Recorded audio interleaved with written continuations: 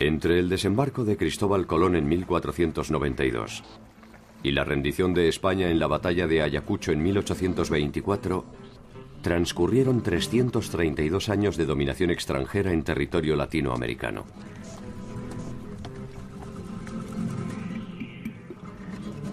Ninguno de los monarcas españoles conoció nunca el territorio americano en ese lapso. Y la corte portuguesa solo lo haría en 1807 escapando de la invasión bonapartista. Durante esos 3 siglos se ensayaron los más variados, burocráticos, originales y absurdos sistemas de administración y control social. Tarde o temprano todos fracasaron y acabaron dando origen a la crisis del sistema. ¿Cómo y por qué se derrumbó el sistema de dominación colonial?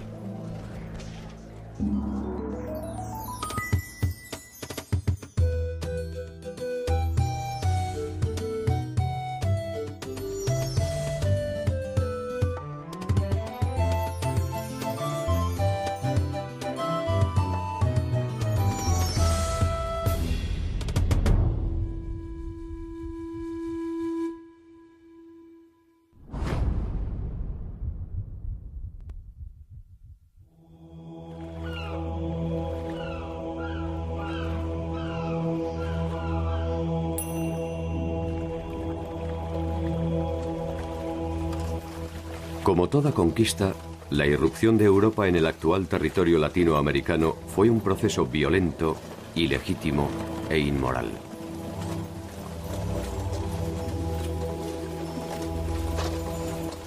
Una mirada tradicional explica los 3 siglos de dominación a partir de la ventaja tecnológica del invasor.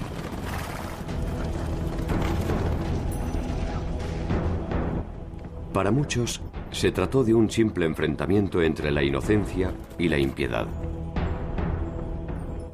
Sin embargo, los comportamientos de las sociedades originarias y emergentes jugaron un papel decisivo en la colonización. Muchas veces para rechazarla y otras tantas para consolidarla.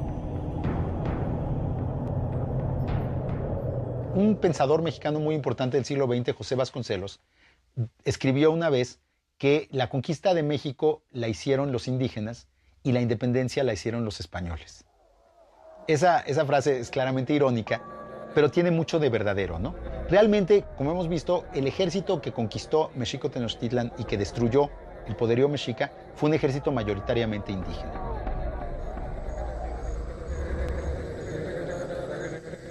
La conquista de México, iniciada en 1517, daría una proporción real a la empresa colonizadora. Después de su experiencia en las Antillas, por primera vez los españoles se enfrentan a una fuerza imperial capaz de darles batalla. La clave del éxito de Hernán Cortés reposa más en sus aptitudes diplomáticas que en sus condiciones militares.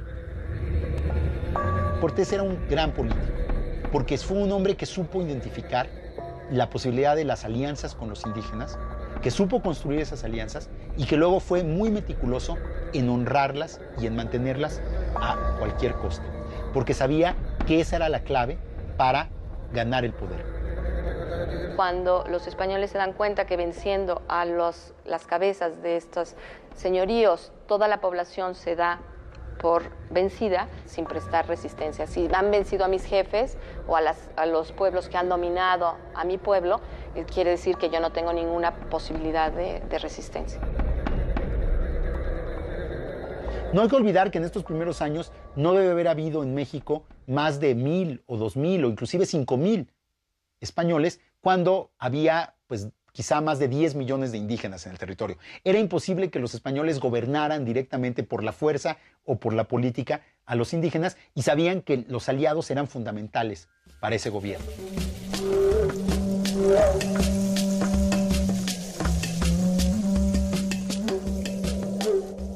Podría resultar extraño que tamaña desproporción no haya desembocado en una resistencia más decidida y se haya reducido a esporádicas rebeliones. El régimen de tenencia de la tierra puede ser una de las razones de esta pasividad.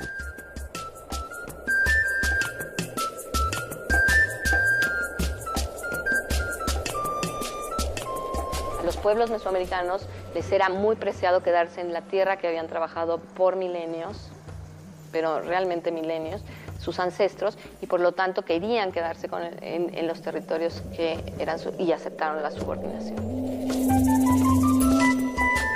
Las tierras de los indios eran inalienables. Por eso que además el sistema no es un sistema feudal, porque otra de las cosas que no podía hacer era quedarse con la tierra de los indios. Lo hacía ilegalmente, pero legalmente no podía.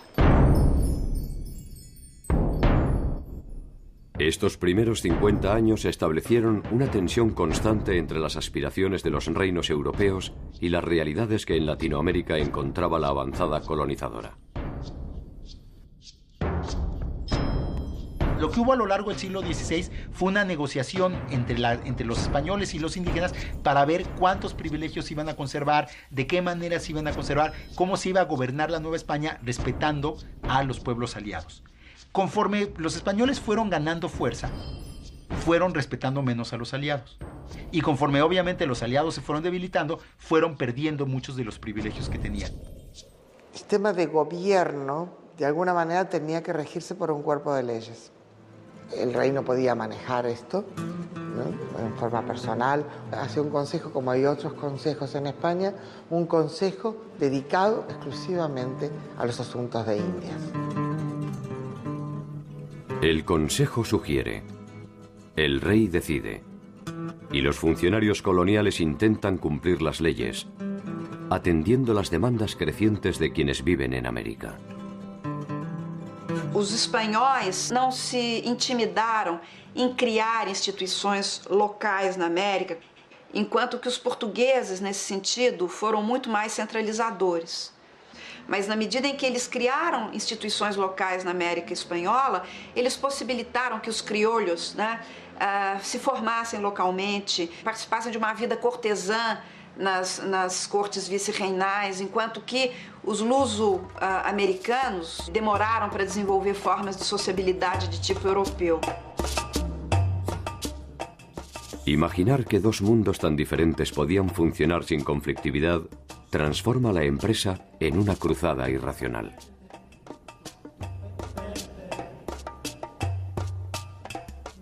La Corona de Castilla intentó aquí un desarrollo armónico que ni siquiera había logrado en su propio territorio. No hay que olvidarse que nosotros hablamos de España, pero que España no existía. España era un territorio en el que había muchos reinos, con sus propias jurisdicciones y sus fueros propios. Entonces lo que se va a aplicar acá en primer momento es la legislación de Castilla.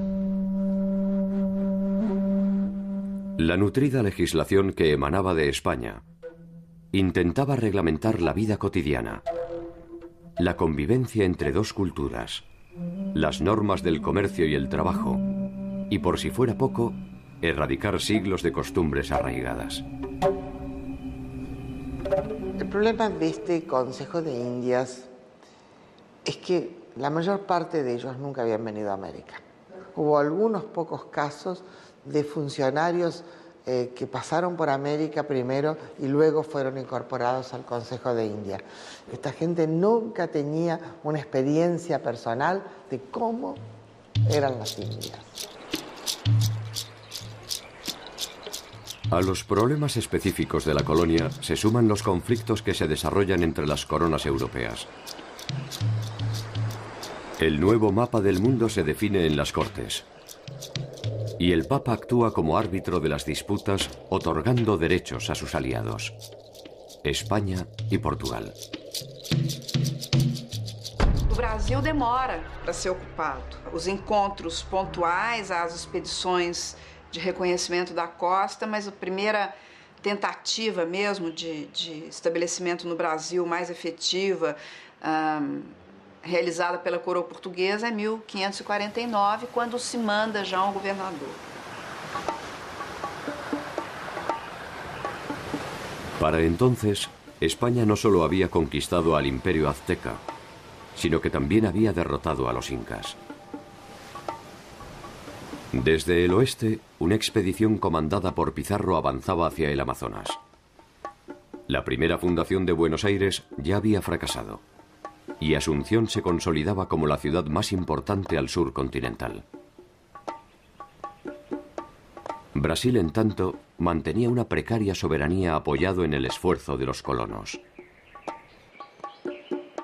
Há uma descontinuidade incrível na dominação portuguesa. A ocupação ela é descontínua e ela é descontígua, ou seja, com exceção da região de Minas Gerais, onde há uma malha urbana mais considerável, há um território imenso e parcamente ocupado. La expansión de las grandes potencias europeas en la búsqueda de nuevos mercados se alimentaba con cada civilización encontrada.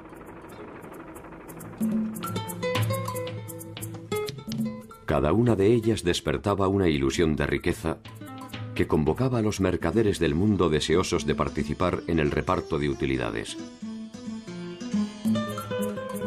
España y Portugal poseían la llave de este mundo de abundancia.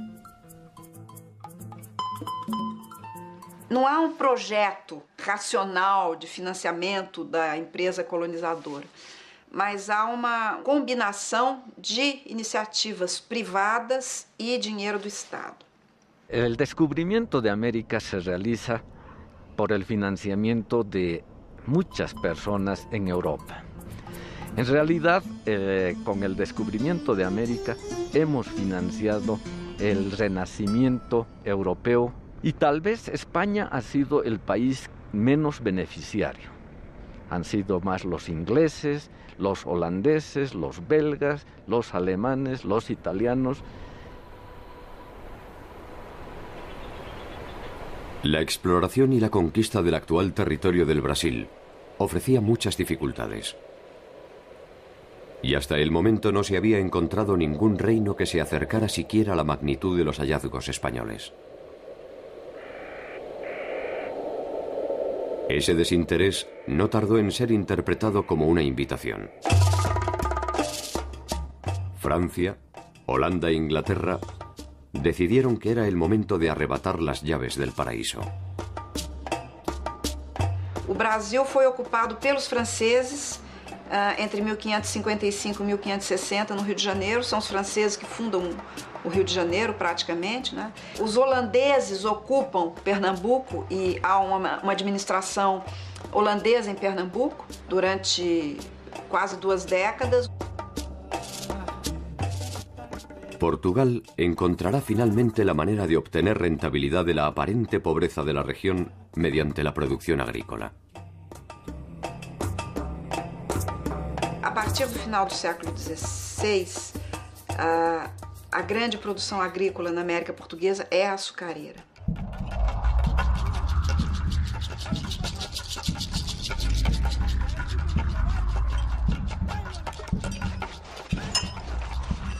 El tráfico de esclavos fue otra de las fuentes de ingresos primordiales de Portugal y de otras potencias europeas.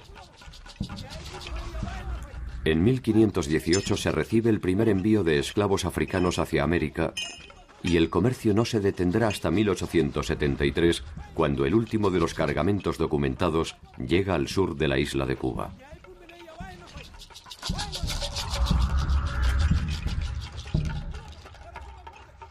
A presença de escravos negros ela é central na produção econômica americana e ela é central na organização da sociedade americana. A riqueza, sob muitos aspectos, ela é medida através do número de escravos que um determinado senhor possui.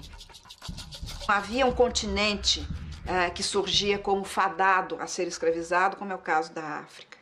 Por isso que hoje se diz muito que a humanidade tem uma dívida impagável, praticamente, com o continente africano.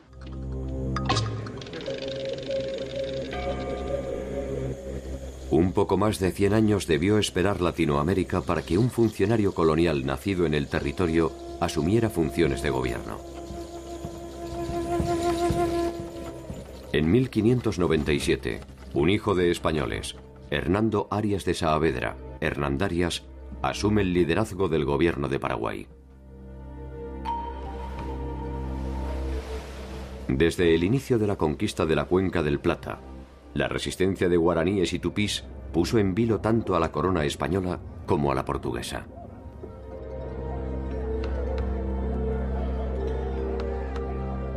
Paraguay era un país pobre en el sentido de que no tenía oro ni plata. Si encima tampoco tenía indios para trabajar con los españoles, entonces era más pobre todavía. Las presiones de Portugal y las demandas de los encomenderos que exigen la pacificación interna desembocan en la convocatoria de una orden religiosa que habría de escribir una de las páginas más inusuales de la vida guaraní: la Compañía de Jesús. La Compañía de Jesús fue una organización piramidal que obedeció directamente al Papa al margen de las coronas. Era una compañía internacional y llega a América traída por una inquietud de Hernando Arias de Saavedra, gobernador del Paraguay. Los jesuitas realizan su trabajo misional en Paraguay, Bolivia, Brasil, Argentina y Uruguay, congregando a los guaraníes en incipientes pueblos apoyados en la caótica legislación colonial. El hacer reducciones, las llamadas reducciones, los pueblos, reducciones, esto tampoco es original de los jesuitas, esto está en la legislación española, de que se congregue a los indios para que no anden desparramados y así puedan ser más humanos y cristianos. Se trataba de pueblos de indios manejados por no indios. Cada reducción tenía entre 1.000 y 7.000 personas y cada una de ellas estaba manejada por 2 religiosos.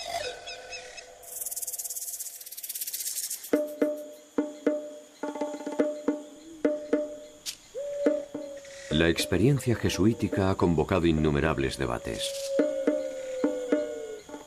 Más allá de su indudable éxito, las razones profundas de su emplazamiento y la aceptación de los indígenas del régimen reduccional pueden explicarse como parte de un complejo esquema de negociación que incluyó exenciones tributarias, acceso a herramientas y protección ante los abusos. En los 10 primeros años, a partir de la conversión, se estaba libre de pagar este tributo, lo cual era un atractivo para el indígena de decir, bueno, yo me hago cristiano, pero durante 10 años no voy a pagar todavía tributo. Las sociedades nativas encuentran en esta combinación de intereses una forma de supervivencia ante la invasión. Y poco a poco se agrupan en torno a las misiones estableciendo una armónica convivencia. Lo que se pretendía con la excusa también de cristianizarlos y de hacerlos más civilizados era reunir a los indios para el trabajo. Esta era la verdad. Se trató de un sistema social y político cerrado, pero con una salida económica muy fuerte.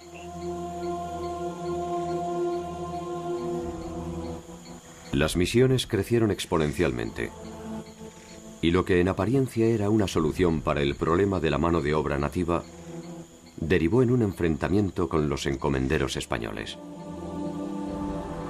Los encomenderos en un primer momento pensaban que al final estos indios iban a caer en sus manos y se dieron muy pronto cuenta de que no. Y no solamente no caían en sus manos, sino que llegaron a formar lo que a veces se ha llamado una república autónoma. Pero eran verdaderas ciudades totalmente planificadas, a diferencia de las hispanas, que eran caseríos sin planificación, En el momento justamente de la expulsión, en Santana habían 4.800 personas, en Loreto 7.000, en San Ignacio 6.800, Asunción, que era otra gran ciudad hispana, 2.000. Y en Buenos Aires, la más grande de las ciudades hispanas, 5.000. Con los jesuitas de esta época, con las reducciones que ellos empiezan, basados en la legislación española, basados en que también es un método para la misión, pero llevando el derecho a un nivel de radicalidad a lo cual los españoles no estaban acostumbrados, entonces hacen reducciones de indios para que puedan vivir por sus propios medios. Y con eso demostraron que estas sociedades indígenas tuvieron un grado de desarrollo, bueno, 10, 100 veces superior al propio español criollo. La experiencia jesuítica nunca alcanzó ese grado de eficacia en otros territorios. Cada una de las versiones de Latinoamérica imponía sus propios sellos a las formas de organización. En el territorio andino, una figura distintiva iba a marcar los límites de la dominación colonial: el curaca.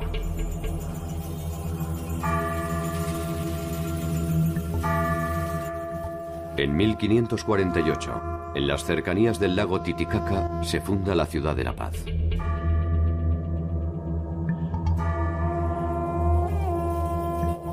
Los garantes del equilibrio andino eran los jefes regionales o curacas, que actuaban como nexo entre el mundo colonial y el indígena.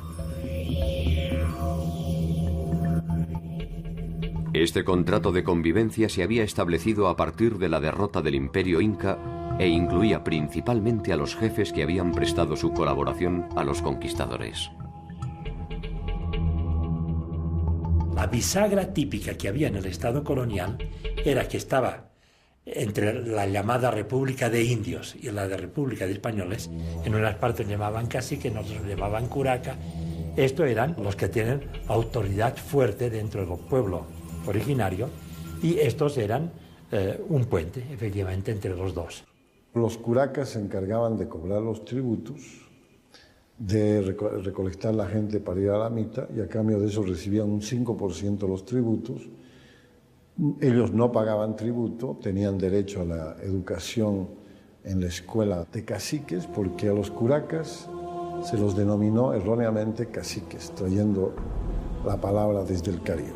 Por ejemplo, en los testamentos se ve que tienen casas, haciendas, pequeñas haciendas, cuadros, muchas pinturas, es increíble la cantidad de pinturas, a veces hasta libros, mulas. Muchos manejaban el transporte de las mulas. Una de las principales fuentes de ingresos del gobierno español es el tributo. Cada uno de los miembros de la comunidad debía pagar al rey una suma de dinero anual. El tributo se fija en pesos, es decir, el indígena tiene que ir a vender su producción en el mercado, eso significa que va a ingresar al sistema mercantil, vende su producción en el mercado y con lo que gana ese mercado tiene que pagar el tributo. Se pagaba 2 veces al año, en San Juan, en junio, y en Navidad. La elección de las fechas no resulta casual. Las fiestas y celebraciones eran una institución de vital importancia en las relaciones de intercambio andinas.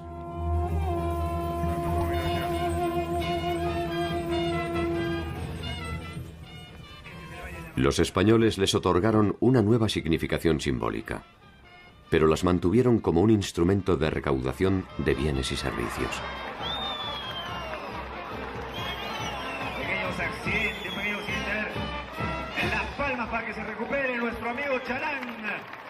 Siempre en estas fiestas era el momento en que también nombraban a los que tenían que ir a la mita de Potosí. Es decir, que llegaba allá y empezaba a recoger los tributos, y además de recoger los tributos, sabía quiénes tenían que ser los mitayos, los que tenían mita, es decir, que tenían turno para ir a Potosí.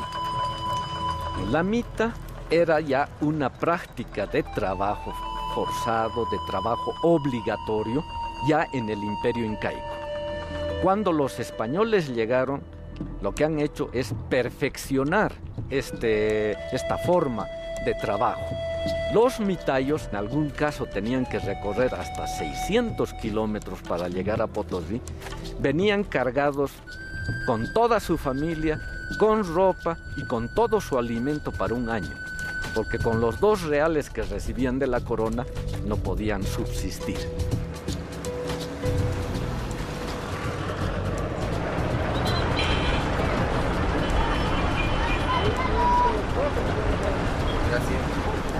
Ustedes no conocen y necesitan conocer la mina para trabajarlo. Es que me gustaría que entren un hito por lo menos para conocerlo. No es como imaginan.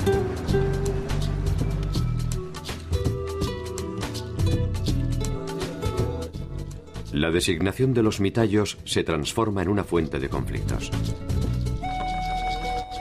Los curacas designan discrecionalmente a los elegidos, quienes a cambio del pago de una suma pueden eximirse de esta obligación. En poco tiempo, este pago ilegítimo es una fuente de ingreso de vital importancia para la corona y fundamentalmente para los funcionarios coloniales y los curacas que presionan a la población siguiendo el nuevo protocolo de rentabilidad impuesto por los Borbones. Quizás es muy importante para entender todo lo que ocurre en este tiempo un cambio que ocurre en España, que es que entran los Borbones. Y los Borbones, vistos desde la perspectiva española europea, son los modernizadores del Estado y por ende también de las colonias. Toda esa especie de convivencias, modus vivendi que se habían encontrado entre la República de Españoles y la República de Indios, lo encontraban anticuado y lo querían modernizar. Y entonces el Estado tenía que ser mucho más fuerte en todas partes. Estas transformaciones afectan principalmente a los intereses de los grupos corporativos, encomenderos, comerciantes, propietarios de minas y transportistas. Incluso la Iglesia ve reducido su poder tanto en lo económico como en lo político. En 1776, la Compañía de Jesús es expulsada de España y Portugal. Y como consecuencia, debe abandonar las reducciones guaraníticas. Los jesuitas fueron sustituidos por franciscanos, mercedarios y dominicos. El mapa de Latinoamérica cambia al ritmo de estas reformas. Y se crean nuevas jurisdicciones políticas que buscan reforzar el control sobre la actividad económica. Lo que hoy es Bolivia dependía del Virreinato del Perú hasta 1776. Desde 1776 hasta el inicio de la Guerra de la Independencia dependía del Virreinato de La Plata, cuya capital era Buenos Aires. El territorio andino queda dividido en 2 regiones, una que responde a los intereses de Buenos Aires y la otra a los de Lima. Los convidados de piedra de estas transformaciones son los grupos originarios. Hacia 1730, en los Andes, se multiplican las protestas contra las nuevas reglamentaciones. Poco a poco estas demandas se intensifican ante la indefinición de las autoridades, que están lejos de imaginar la futura escalada de violencia que pondrá en riesgo el sistema de dominación español.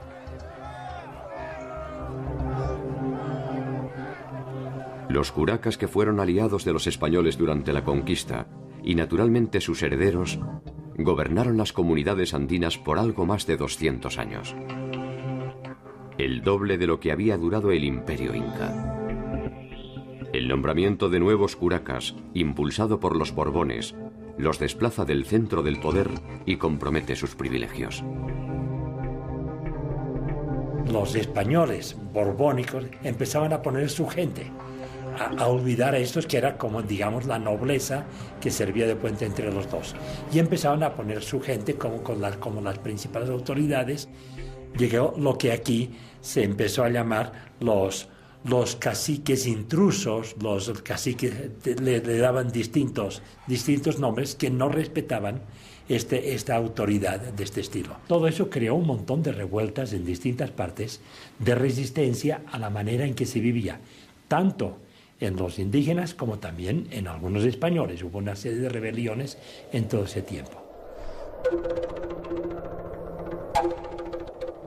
Estos nuevos curacas carecían de legitimidad histórica y geográfica y eran elegidos por los españoles según su propia conveniencia. Los curacas desplazados y sus herederos no tardaron en presionar a las autoridades para recuperar su pequeño espacio de poder. Florencio Lupa era un curaca mestizo que gobernaba la región de Moscari. En su figura se concentran todos los vicios que sirvieron de fragua para la rebelión. Su situación patrimonial se sustentaba en una administración despótica, que incluía otra de las prácticas lucrativas que había instaurado la corona: los repartos. Los repartos era en vez de mercado libre o comercio libre, comercio obligatorio. Telas que llegaban de España o de los Obraques o de otras partes, mulas que venían del norte argentino. El corregidor tenía el monopolio de la comercialización de esto y obligaba a que la gente del común compraran esas cosas. A los tributos excesivos, la discrecionalidad de la designación de los mitallos, las usurpaciones de tierras, la presión de los repartos forzosos y la crisis de la legitimidad cacical, se sumaría un nuevo foco de conflictos. La población andina estaba obligada a pagar un tributo a las iglesias y a correr con los gastos de las celebraciones religiosas. Los Borbones reducen estos aportes, y los curas en represalia suspenden algunas de las fiestas y presionan a los indígenas para que continúen pagando. Dionisio Cortés, uno de los curas de la región norte del Potosí, llegará incluso a encerrarlos y castigarlos con azotes ante la negativa de continuar aportando al mantenimiento de la iglesia. La audiencia de Charcas es la receptora de los reclamos indígenas e intenta mediante sus fallos aplacar el descontento generalizado. Algunos curacas históricos son restituidos a sus puestos, contrariando incluso las disposiciones de los corregidores. La población queda encerrada entre esta suma de conflictos de poder. Porque los indígenas justamente aprenden muy rápidamente a ingresar a la justicia, al sistema jurídico. Rápidamente aprenden a pleitear y ellos defienden muy hábilmente sus tierras con sus derechos, porque lo que va a aceptar España es la tradición oral que ellos transmiten. El 25 de marzo de 1778, Joaquín Alós asume el cargo de corregidor de la convulsionada región. Los indios de Moscari presionan a las autoridades para destituir a Florencio Lupa. Muy cerca de allí, en la localidad de Macha, se produce una protesta similar. Dos indígenas del lugar, Tomás Catari y Tomás Hacho, intentan deponer al curaca que ha designado a Alós, reclamando que ellos son los auténticos curacas de Macha. Alós los manda detener. Lejos de amedrentarse, en cuanto recuperan su libertad, inician su más ambiciosa travesía. Se fueron caminando hasta Buenos Aires a reclamar en el virreinato que ellos eran los legítimos curacas de esta región. 3000 kilómetros los separaban de la capital virreinal. Tomás Catari era un indio modesto, analfabeto, y su condición de heredero legítimo por vía del linaje era al menos cuestionable. Sin embargo, quizás en honor al carácter épico de la proeza, es recibido en Buenos Aires por el virrey Bertiz, quien ordena investigar al corregidor Alós y reponer a Catari como curaca de Macha de comprobarse la veracidad de sus planteamientos. A su regreso, en mayo de 1779, Tomás Katari es encarcelado nuevamente por Alós, quien confisca el documento firmado por el virrey, aduciendo que es falso. En agosto de 1780, Alós sufre una violenta manifestación que exige la liberación de Katari. Al comienzo de la represión, Alós es tomado prisionero.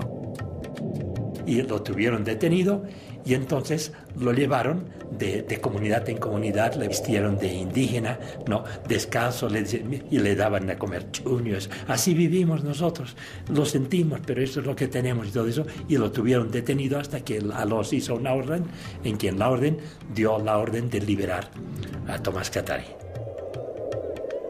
Durante este conflicto, los grupos aymaras de Macha terminaron pagando a Tomás Katari el tributo exigido por la corona. Katari no solo entregó sus tributos a las autoridades virreinales, también aumentó la recaudación, demostrando los manejos fraudulentos que se habían institucionalizado en la región. Sin embargo, la detención del corregidor Alós era un abierto desafío al orden colonial, que difícilmente pudiera ser tolerado. El 5 de septiembre de 1780 hay incertidumbre y preocupación en la ciudad de La Paz. Los rumores hablan de un inminente ataque de los indígenas. La conmoción tiene sus razones en las puertas de la ciudad más representativa del poder español. Sobre una cruz se exhibe la cabeza del curaca más representativo de la corrupción local, Florencio Lupa, quien ha sido ejecutado por los rebeldes.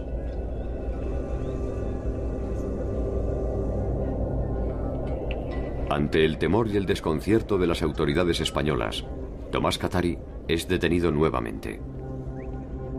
Y fue entonces que, por influencia de unos españoles que trabajaban en minas de allá, agarraron a Tomás Katari y, llevándolo a Sucre, en unos barrancos que hay allá que se llaman Chataquilla, allá lo despeñaron.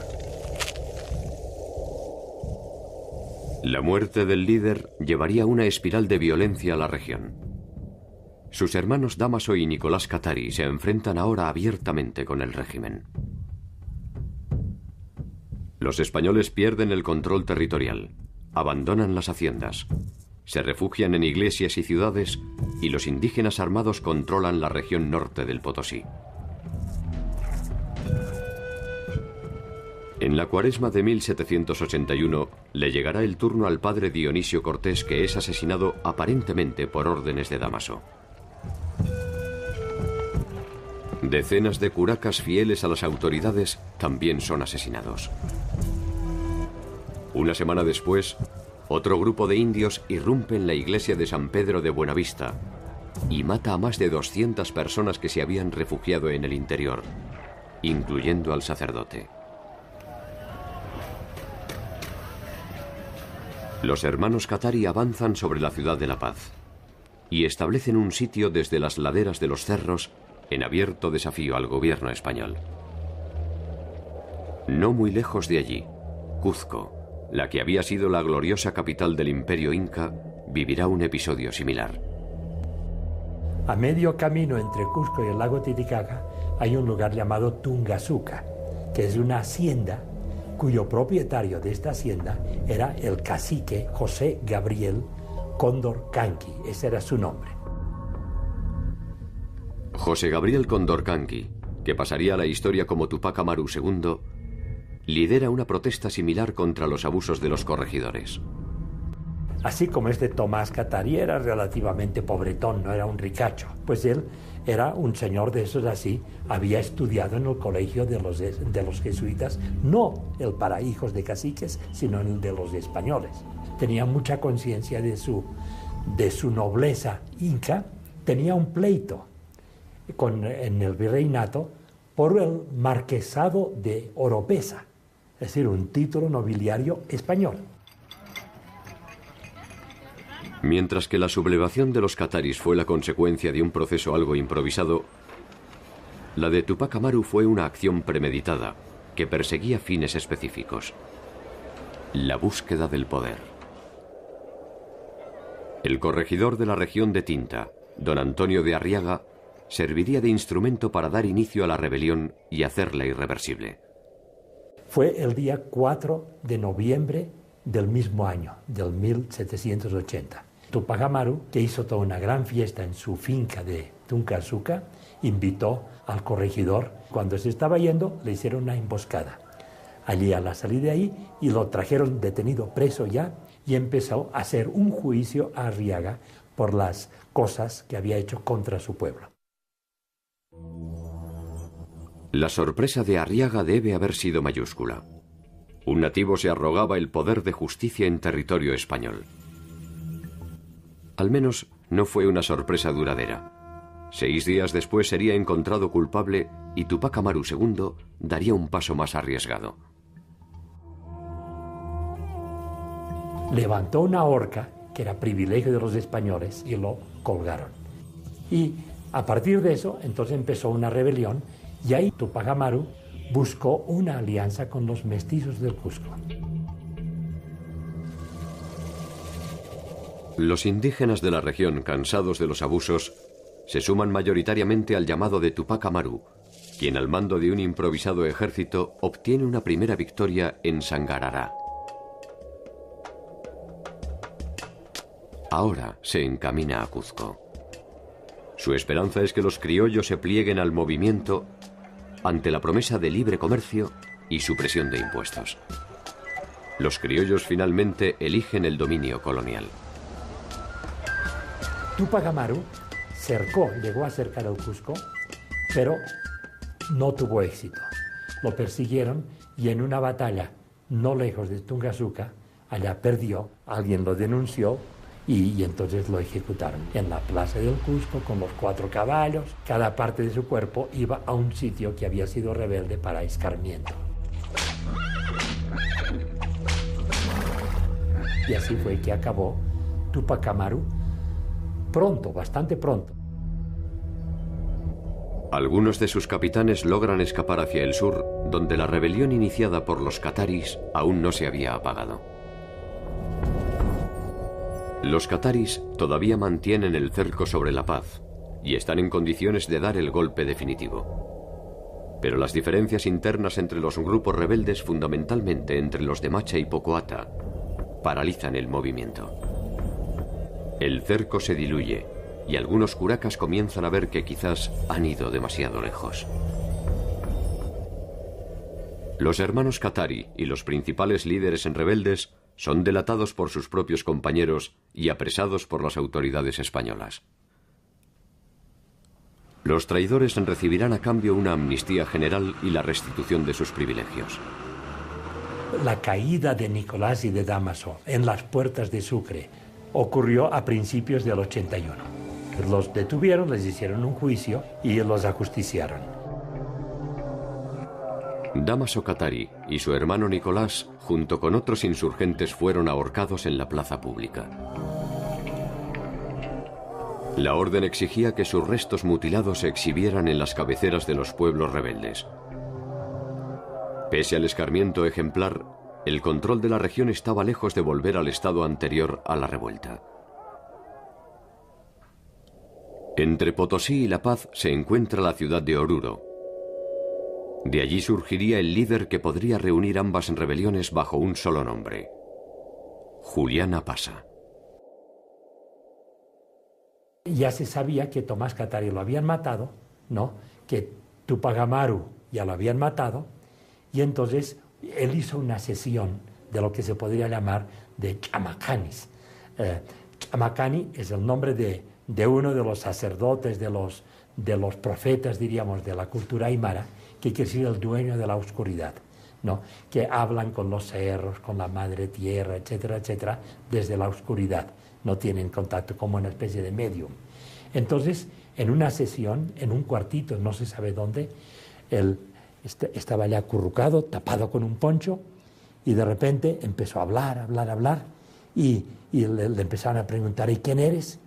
Y de repente dijo: soy Tomás Tupac Katari.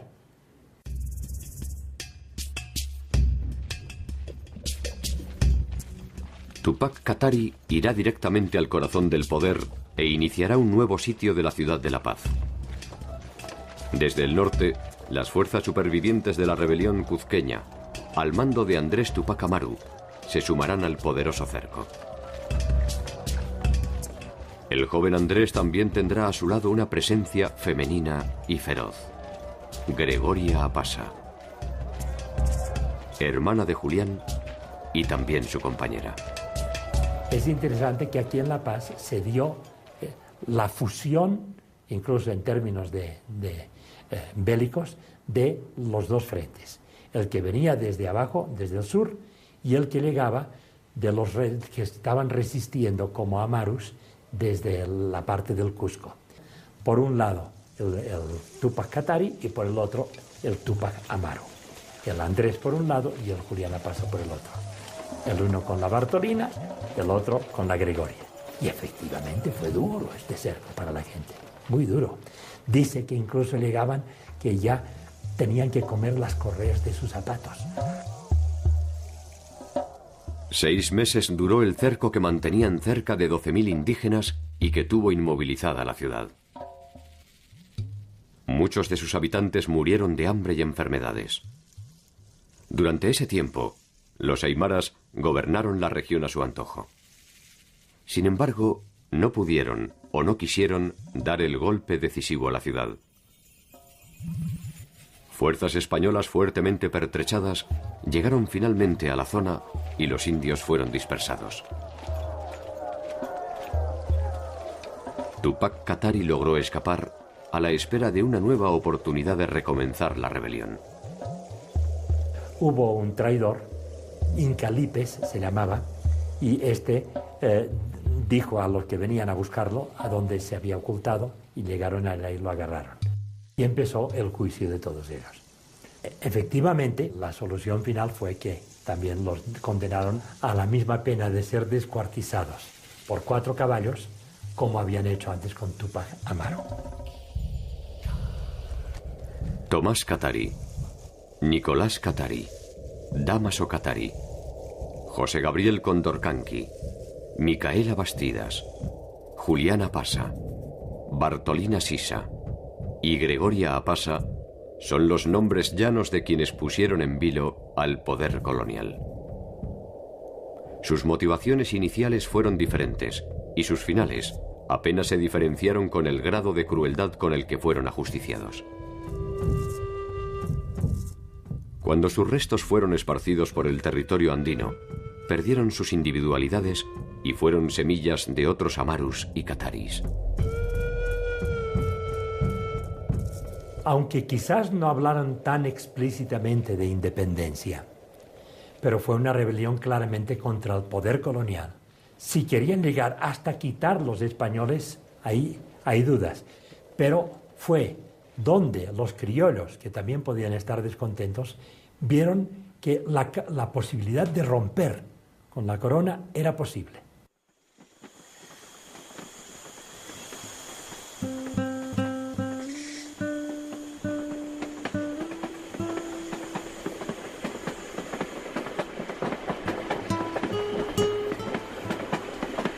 La próxima estación en la historia de Latinoamérica es la de las guerras de la independencia. Allí se detendrá el viaje de la conquista europea y se iniciará una nueva y no menos conflictiva instancia política. Los pueblos originarios perdieron en esa ocasión el tren que podría haberlos llevado a una demorada victoria. La fanática convicción del poder colonial los había homogeneizado como tributarios sometidos. Ese sometimiento estableció un grado de pertenencia común que originó muchas de las rebeliones indianas. La compra de voluntades y la obtención de módicos privilegios finalmente definieron la suerte de las revueltas. Mientras que algunos grupos resistieron con perseverancia la dominación, otros muchos prefirieron amoldarse a las condiciones del vencedor, dándole el impulso necesario para prorrogar el sometimiento. Quizás ese sea el único saber que nos legó la larga noche de la ignorancia.